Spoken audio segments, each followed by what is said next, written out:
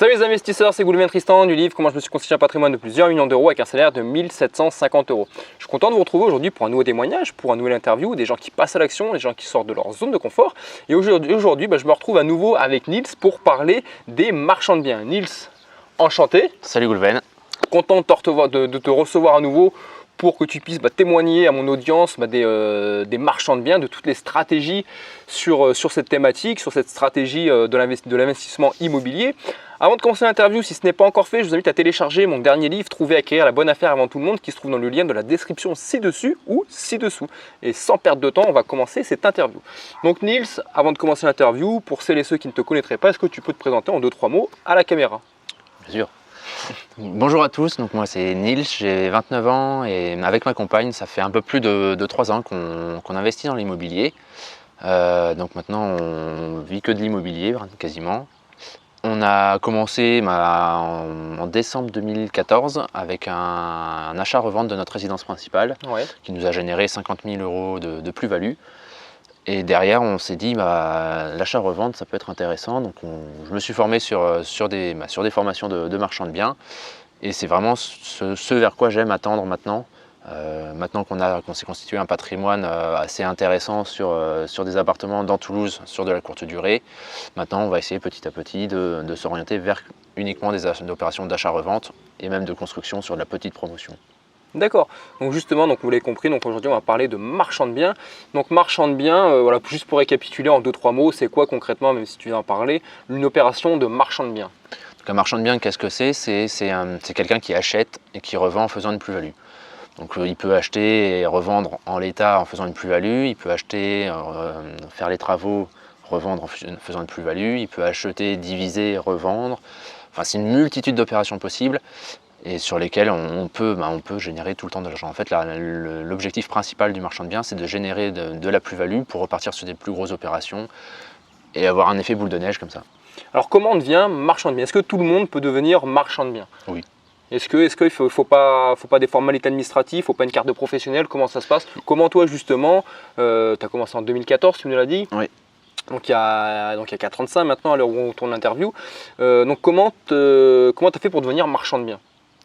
J'ai fait des formations qui ne sont pas obligatoires du tout, mais c'était pour justement un confort et savoir où je mettais les pieds pour justement aller plus vite ensuite. Alors justement, je te coupe là, justement les formations, où tu t'es formé, comment tu t'es formé, comment on se forme justement, comment toi tu t'es formé pour être marchand de biens? Donc il y a deux grosses formations que j'ai faites et que je recommande parce qu'elles sont de qualité.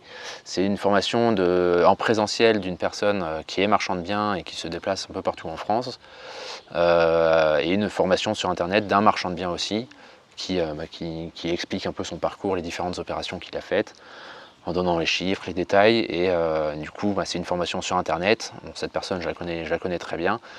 Mais derrière, du coup, j'ai un support document sur internet, un support papier avec la formation présentielle. Et les deux sont très très complémentaires. D'accord. Et quand tu fais un prêt pour une opération de marchand de biens, tu t'adresses quoi? C'est des banques privées, c'est des banques spécialisées dans les marchands de biens, ou c'est une banque lambda? Comment ça se passe? C'est une banque lambda. En général, quand on annonce à une banque qu'on veut faire une opération de marchand de biens, comme ça de prime abord sur la première opération, là on est quasiment sûr à 100% de jamais avoir le financement. Il faut savoir que le marchand de biens a une très très mauvaise image sur les établissements bancaires. Donc, ce qui est bien, c'est de faire ses premières opérations de marchand de biens à titre personnel, donc faire de l'achat, de revente de résidence principale. Donc si par exemple un jour on habite dans un appartement, on veut déménager dans une maison, il faut bien acheter l'appartement, on le rénove et on le revend en faisant une plus-value. On fait ça une fois tous les 2 ans en grossissant. Enfin nous c'est notre point de vue, on grossit à chaque fois d'habitation parce que la famille s'agrandit, qu'on veut plus d'espace. Et derrière, à chaque fois, on se débrouille pour acheter bien, parce que c'est à l'achat qu'on gagne de l'argent, pour revendre en faisant une plus-value. Donc une fois qu'on a fait plusieurs opérations comme ça, on montre à la banque qu'on sait investir, qu'on comprend comment ça fonctionne et qu'on arrive à générer des plus-values.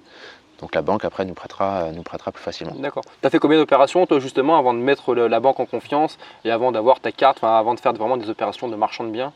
Il n'y a pas de carte à avoir, mais une très bonne opération placée, ça peut suffire. Après c'est comme dans tous les domaines, ça dépend beaucoup de l'interlocuteur que vous avez en face de vous. Là c'est quelqu'un qui comprend notre projet de vie, qui comprend notre mode de fonctionnement, avec qui on s'entend très bien.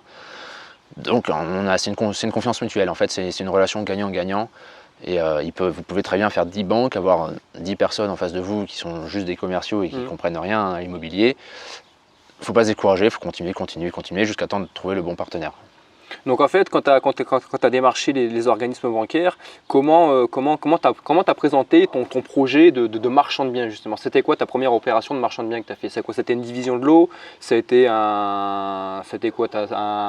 Un immeuble que tu as découpé? Comment s'est passée ta première opération? Les immeubles à la découpe, ça viendra après parce que le ticket d'entrée est un peu, voire beaucoup plus élevé, surtout dans notre secteur. Nous, c'était juste une maison qu'on a divisée en deux, qu'on a revendue.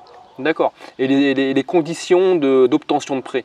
Et ça va être quoi les avantages d'un marchand de biens? Ça va être un différé beaucoup plus important? Ça va être Non, il faut savoir que sur le financement, les conditions seront beaucoup moins avantageuses qu'un particulier. Un marchand de biens, par exemple, typiquement, va être obligé de mettre entre 20% si vous avez de très bonnes conditions, mais en général c'est 30%, jusqu'à 50 voire 60% d'apport. D'accord, ah oui. Donc avoir un capital de départ, c'est indispensable. C'est pour ça que c'est intéressant et obligatoire quasiment de faire des opérations à titre perso pour se générer une plus-value, pour pouvoir la placer ensuite sur d'autres projets. Mais du coup, c'est pour ça que la banque finance très peu, mais derrière elle finance un peu et c'est à nous de se débrouiller pour trouver la bonne opération. Par exemple, si on trouve une opération à 100 000 qu'on revend 150 000, ces 150 000 on les replace sur une opération à 200, 250 qui vont générer 400 et grossir comme ça. Et les marchands de biens, à partir du moment où la banque t'octroie le crédit, tu commences à rembourser de suite ou justement tu as un différé qui est beaucoup plus important? C'est de la négociation de discussion. En général, oui, on rembourse tout de suite. C'est pour ça qu'un marchand de biens, un impératif du marchand de biens, c'est d'aller très très vite. C'est d'acheter, de revendre et si de possible, rénover et rapidement revendre. Même sans rénover, mais d'acheter, de revendre le jour même. J'ai des amis qui ont réussi à faire ça. Ils ont signé le matin l'achat de l'appartement, ils l'ont revendu le soir avec 90 000 € de plus-value. Ils avaient déjà trouvé la bonne affaire avant même de... Ils avaient trouvé la bonne affaire et l'acquéreur avant d'être propriétaire en fait. D'accord. Est-ce que tu aurais d'autres choses qui seraient intéressantes à savoir justement sur cette activité de marchand de biens, des subtilités, des stratégies Mais le métier de marchand de biens, il n'y a pas de stratégie particulière. Il faut vraiment avoir, c'est toujours pareil, c'est avoir une équipe. Là, c'est encore plus important qu'un investisseur à titre personnel, entre guillemets. Parce que là, il est très important d'avoir de très bons relationnels avec des agents immobiliers, avec même les gardiens d'immeubles qui sont au courant de toujours des bonnes affaires, de faire énormément de prospection, de regarder un peu tout ce qui peut être à vendre ou qui n'est pas à vendre et du coup se renseigner pour essayer de trouver le propriétaire et voir s'il est éventuellement intéressé pour vendre.